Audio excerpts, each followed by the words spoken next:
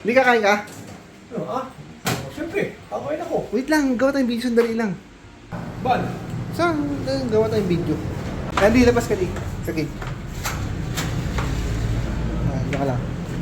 Diyan ka lang, Sabado. Wait lang. Ban, ano gagawin ko dito? Ban, anong gagawin ko dito? Wait lang, diyan ka lang.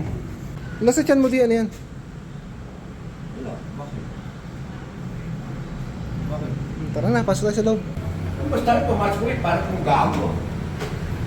Basta! May ano ka sa mata di? Ano sa mata? Kabila. Wala naman ah. Di, nakailang kanin ka? Siya lang. May video ka pa. Wala lang. Di, busog ka? Sabi ko, ba't video ka ng video? Wala lang. Kaninang tanghali ngay may kumakatok sa aming bahay, kaya agad ko sinilip. Nakita ko isang matanda.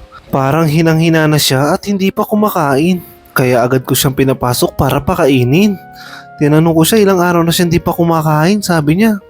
Siya lang. Nagpasalamat siya sa akin dahil nalamnan uli ang kanyang tiyan. Sa sobrang tuwa nga niya, parang naiiyak pa siya dahil may mga kagaya ko daw na handang tumulong. Kaya pag nakita niyo siya, baka pwede yun siya